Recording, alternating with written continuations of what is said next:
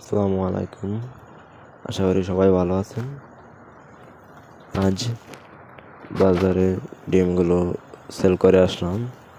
মিশরি ফার্মি মোরগ, অরিজিনাল মিশরি ফার্মি মোরগ। এগুলো বাচ্চা ফোটানো হবে। আমার ডিমগুলো বাড়িতে নিয়ে যাই। চাচা একটু সমস্যার কারণে আমাকে একটু এগিয়ে দিতে হয়েছে। যাই হোক, এই ডিমগুলো বাচ্চা ফোটানো হবে। এখানে 350 পিস ডিম রয়েছে। আমি বাজারে নিয়ে একটু এগিয়ে দিয়ে এসেছি। সেটা এখানে আমি পাইকারি বিক্রি করেছি 15 টাকা পিস, 1500 টাকা শো আর কি বিক্রি করলাম।